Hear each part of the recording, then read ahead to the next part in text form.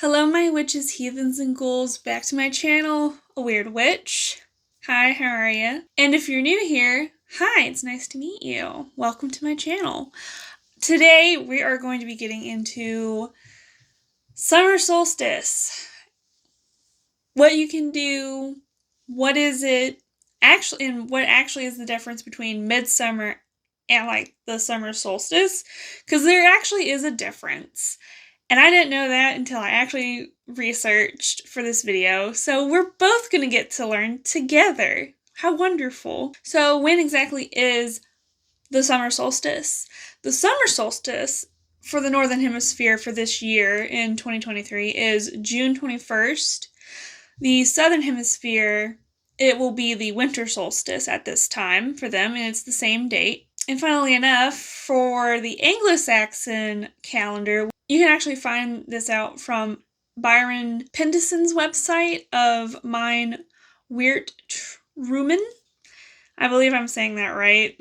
I started a little bit learning Old English, so I kind of understand now what some words, like how you're supposed to structure them, but still learning. In the Anglo-Saxon calendar, it is also June 21st of this year, which is, and I'm going to be a little nerdy right here. So in the Anglo-Saxon calendar, it is the third of 3 Litha of 1223 HE. I don't know what HE is. I can only guess, but 3 Litha means 3 Lithas, and it's a leap year this year for the Anglo-Saxon calendar, and it is added when there are 13 new moons between the winter solstice of the previous and current year, which is pretty interesting. And it is usually in Ara Litha for the Anglo-Saxon heathens who acknowledge this calendar, but this year it is in 3 Litha. And for, like I said, it's considered a leap year. This is all based off of Deities, The Reckoning of Time, and from the website of Byron Pendison's Mine Wyrd. And the dates do change every single year between June 20th and the 22nd. Now, Midsummer. When is Midsummer? And everyone thinks, Midsummer is the summer solstice as well. Well, technically, it's not. Technically, Midsummer is on June 24th of every year. And Midsummer's Eve is the day before, so it's the 23rd. So what exactly is the summer solstice? The summer solstice is the day with the longest hours of sunlight and the shortest night of the year. For the Latin words, sol is sun, and stitium, I hope I'm saying that right, is for still or stopped. It marks the start of the summer in the astrological sense because it's the longest day of the year before nighttime starts to grow longer again. And in some pagan religions, the summer solstice is known as Litha. Some people will just call it midsummer or summer, even though technically midsummer is a different date. And in Anglo-Saxon heathenry, it's called Midsummer. And if you want to learn more scientific stuff on about the solstice, I'll be leaving a link down below for almanac.com's for the first day of summer solstice. And a very interesting thing to find out is this question, and I'm going to be reading the entire thing. I'll probably put a thing up of the question right beside me or in front of my face. We'll see. So question, why isn't the summer solstice the longest day of the year, also the hottest day of the year? And the answer is Earth's atmosphere, land and oceans absorb part of the incoming energy from the sun and store it, releasing it back as heat at various rates. Water is slower to heat or cool than air or land. At the summer solstice, the northern hemisphere receives the most energy, highest intensity, from the sun due to the angle of sunlight and day length. However, the land and oceans are still relatively cool due to spring's temperatures, so the maximum heating effect on air temperature is not felt just yet. Eventually, the land, and especially oceans, will release stored heat from the summer solstice back into the atmosphere. This usually results in the year's hottest temperatures, appearing in late July, August, or later. depending on latitude and other factors. This effect is also called seasonal temperature lag. And that is a cool-ass fact, because I did not know that. I was not taught that in school. They need to teach this shit in school. And I mean, if you already knew, good for you. And if you learned it in school, good for you. I did not. And even if I did, I wasn't paying attention.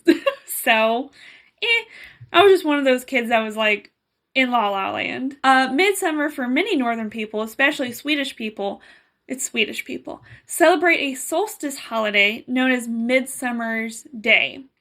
It's on June 24th. In the north of Sweden, the sun does not set, and in the south, it sets for only an hour or two. That's really interesting. Historically, this day marks the midpoint of the growing season, halfway between planting and harvest. So, I guess that's technically why they call it Midsummer. Celebrations for Midsummer begin on Midsummer's Eve. We're going to be talking a little bit about the associations with this holiday. Colors are gold, green, orange, red, white, and yellow. And I'm not going to completely list all the colors in their associations or correspondences, I guess. But I will tell you the link between each color that I have thought of in my head is power, wealth, success, creativity. So you could pretty much use all those colors for generally those 4 reasons. And now we're going to get into herbs. The first one's daisy. And this is most common daisy. And it's associated with children and innocence. And you can use it for love divination. You know, the whole they love me not, picking each petal as you go until you run out of petals, and it's like, well, do they love me or do they love me not? Won't find out until you actually try it. So, and the Anglo-Saxon name is Days Eye, and it's a very weird spelling, so I'm going to put it down here so y'all can see what that spelling is, because Old English is crazy. Number 2 is honeysuckle, and it's associated with love, sexuality, good luck, prosperity, and psychic dreaming. Also known as woodbine. Don't know why. I didn't look that far into it, but very interesting. A honeysuckle plant growing outside the house will keep love alive and bring good fortune.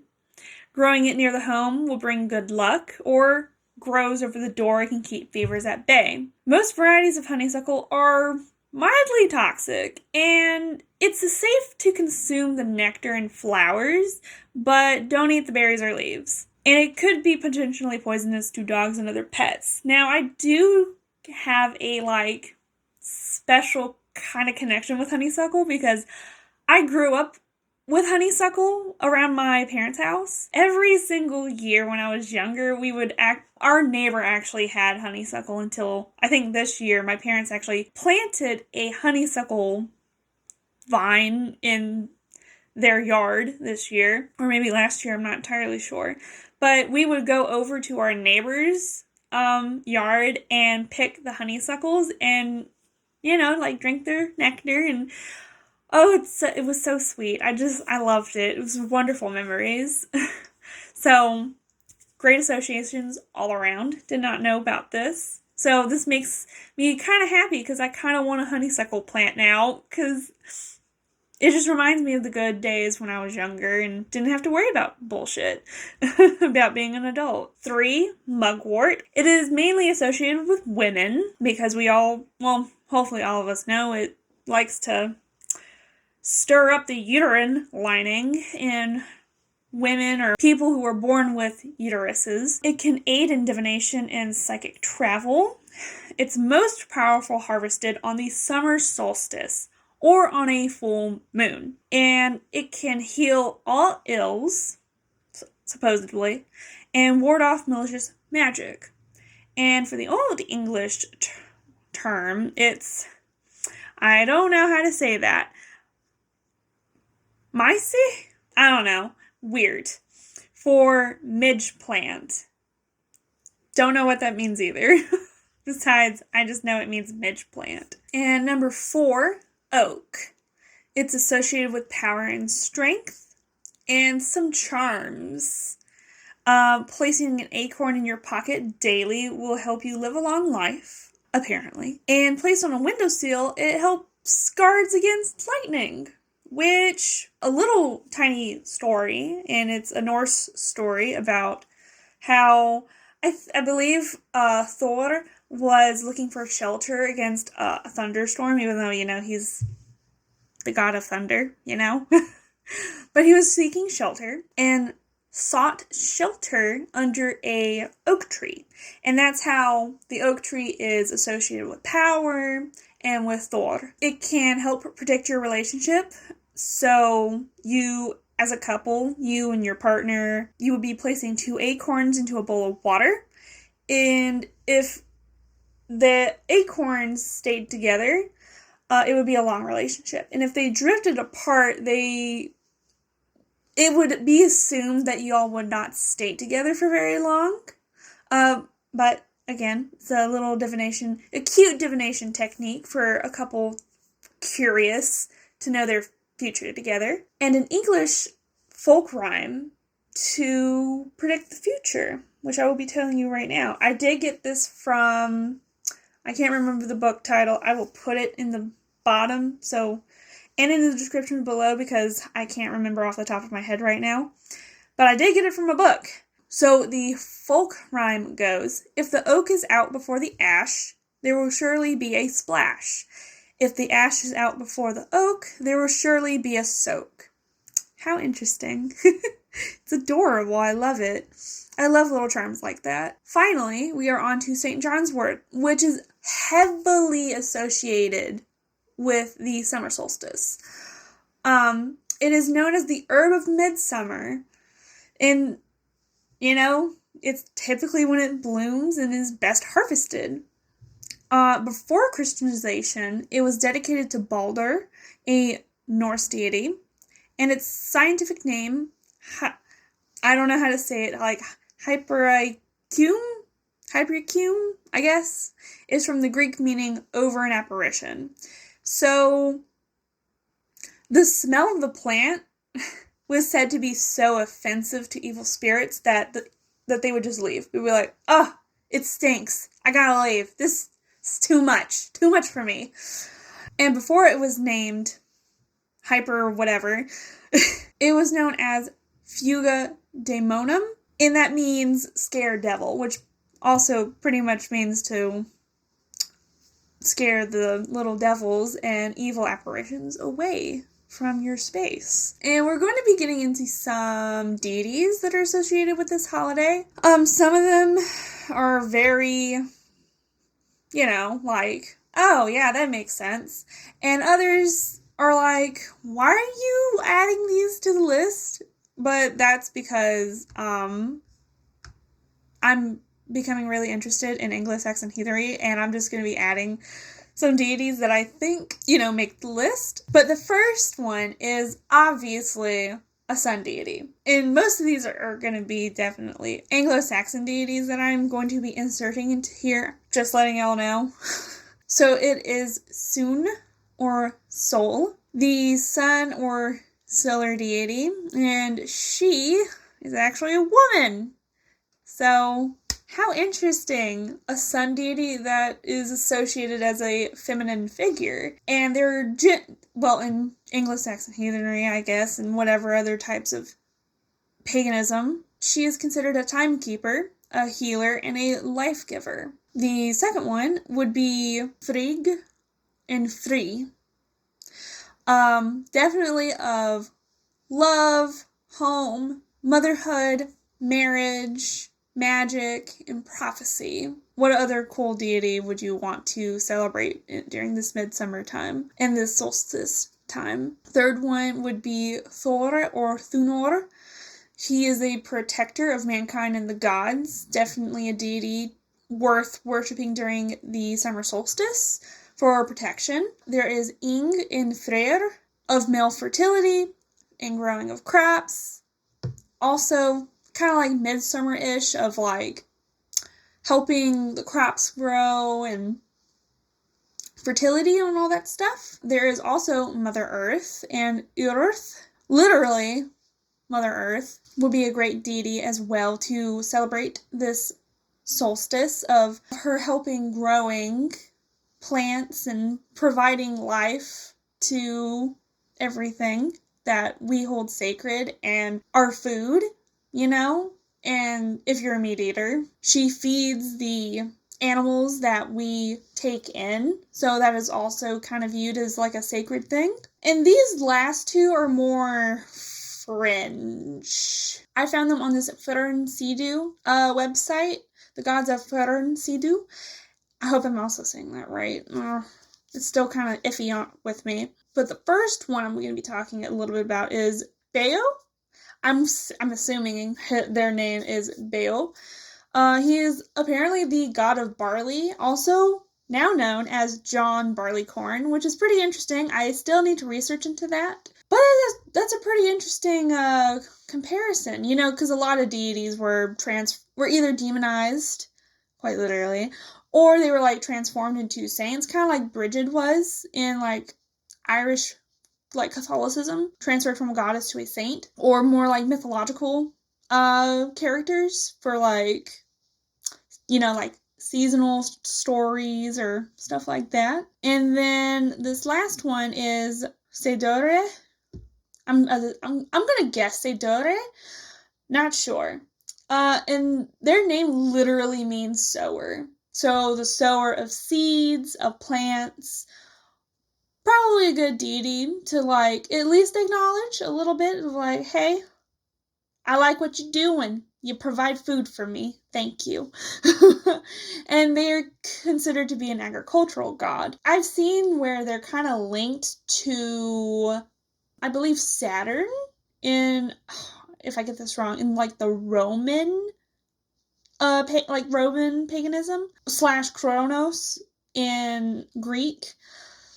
I could be getting those two like completely switched up. I am terrible at that. Sorry for anyone who's watching who's like, you don't know anything. Sorry. And now, how can you celebrate today? You could honor solar deities, obviously, by offering food and drink to them, to their altar, to like an outside altar, indoor altar, praying, asking for good health, for good crops and protections. Pretty much any deity you could do that with. You could also do some spell work, definitely for fertility if you want to, self-empowerment, protection, and wealth. You could also align yourself with solar energy, drinking tea with solar herbs that are safe to ingest. Please do not take a solar herb that you cannot ingest, that is poisonous, that will cause harm to you. We don't be needing people to be getting poisoned and sick and dying. Please, thank you. You could also draw down some solar energy. It's kind of like grounding, but opposite. Definitely a good book I would like to recommend for this is Psychic Witch by Matt Auryn. He has a exercise, actually, in his book that does grounding for like earth energy and celestial energy. Also, another thing is like making yourself into a battery for both solar and earth energy, celestial earth energy, like running through you as like a battery. It's pretty interesting technique as well. You can also do a bonfire. Hooray! Bonfires every holiday, every Sabbath, every Esbat, any time of the year, a bonfire. You could also do some divination, tea leaf reading, card reading, scrying, runes, whatever is your fancy.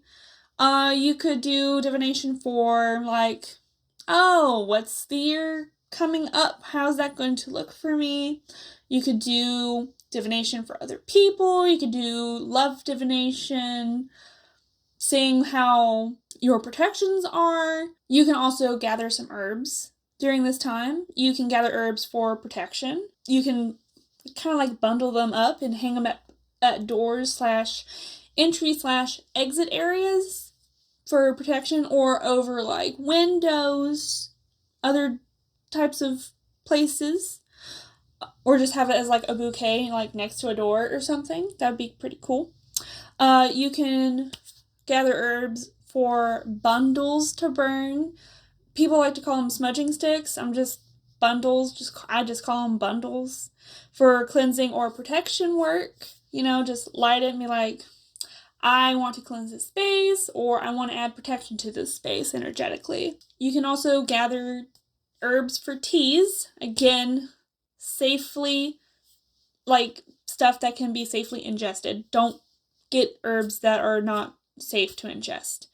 You can also get them for just decoration, like bouquets. You can also cleanse your home at this time with incense, sounds like bells or those singing bowls, candles, lemons, onions, salt bowls. I might actually do a video on salt bowls. That would be pretty interesting. Anyway, you can also around this time place up wards and protection magic.